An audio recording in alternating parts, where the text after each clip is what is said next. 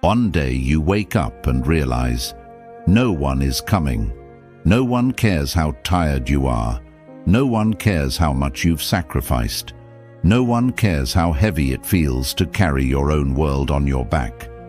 The phone stays silent. The world outside your window keeps moving. Cars pass by. People rush to their jobs. Families laugh at breakfast tables. And your silence, your struggle, echoes back at you like an empty room. That moment feels like death. A quiet, invisible kind of death. The kind no one else notices. The kind no one will mourn. And for a man, that realization is one of the most painful awakenings he will ever face. But here's the paradox. That moment, the one that breaks you, is also the one that births you. Because when you finally see it, when you finally stop lying to yourself about how much the world cares, you step into a freedom most men never touch. The truth is harsh, but freeing. People are consumed with their own survival. They are buried under their own fears, their own insecurities, their own wounds. They don't have the bandwidth to carry yours too. And so you sit there, waiting for someone to notice, and no one comes. That's when the shift happens. That's when you stop waiting. That's when you start to carry yourself. Marcus Aurelius, a man who carried the weight of an empire, reminded himself, "Stop wasting time debating what a good man should be. Be one, notice what he didn't say." He didn't say, "Wait until people recognize you as a good man." He didn't say, "Hope someone claps for your efforts." He said, "Simply be one." Because recognition is cheap. Applause fades. People will forget your words, your posts, your sacrifices. But what they cannot ignore, what they will never erase, is the weight of a man who is whole in himself. This is why the realization that no one cares is not your downfall. It is your liberation. If no one cares, then no one's judgment can chain you. If no one cares, then you no longer need to bend your spine to fit their approval. If no one cares, you can finally move with pure intention, to live not for their eyes, but for your own soul. Think back. How many times have you suffered not because of what happened, but because of how others reacted or didn't react? The breakup that stung more because she moved on without a glance. The achievement that felt empty because no one applauded. The struggle that burned heavier because nobody noticed. But what if you could see it differently? What if you could understand that the silence was not rejection, but training? What if the universe, in all its indifference, was shaping you? Cutting away your neediness, burning out your dependence, forcing you to grow the muscles of self-reliance. Seneca, in his letters, wrote, "A man is as unhappy as he has convinced himself he is." Do you see it? It's not the world that makes you unhappy. It's the story you tell yourself about the world. When you interpret silence as abandonment, you collapse. But when you interpret silence as initiation, you rise. The man who no longer expects the world to care becomes untouchable.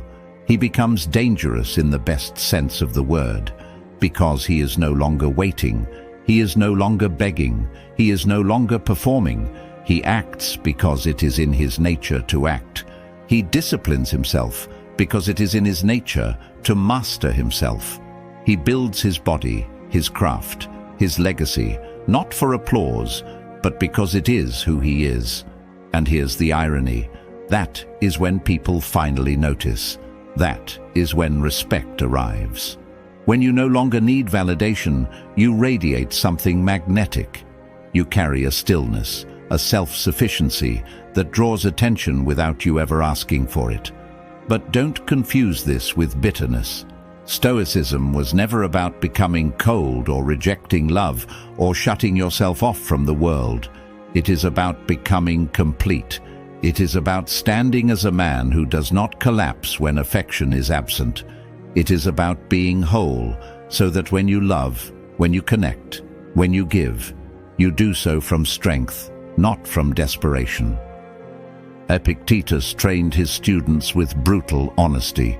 He told them, "If you want to improve, be content to be thought foolish and stupid." Why? Because the world's opinions are unstable.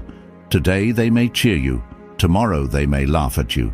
If your worth depends on that noise, you are their slave. But if you can endure their silence, their misunderstanding, even their contempt, you are free. Modern psychology confirms what the Stoics already knew. Men who detach from external validation develop resilience. They recover faster from rejection. They carry lower levels of anxiety. They stand taller because they are no longer bent by the shifting winds of opinion. So let me say it to you clearly.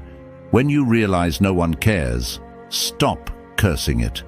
Stop begging for it to be otherwise. Lean into it. Let it harden you, but not in bitterness. Let it sharpen you, but not in cruelty. Let it mold you into a man who sees clearly and walks forward regardless. Because here is the unspoken truth of life. Nobody truly cares until you give them something undeniable to care about. Nobody cares about your potential, but they will care about your results. Nobody cares about your suffering, but they will respect the man who turned pain into discipline. Nobody cares about your silence, but they will care about the presence you carve into the world through your actions. That's the transformation. That's the birth that comes after the death. The moment you stop expecting care is the moment you realize you don't need it. You don't need the world to see you. You need to see yourself. You don't need them to save you. You need to save yourself. And from that day forward, every step you take will feel heavier, stronger, more deliberate. You will walk differently. You will speak differently, because you are no longer begging for the world to care. You are carrying yourself. So let them be silent. Let them overlook you. Let them forget your name. None of that matters, because you are not here to be remembered for your cries. You are here to be remembered for your strength.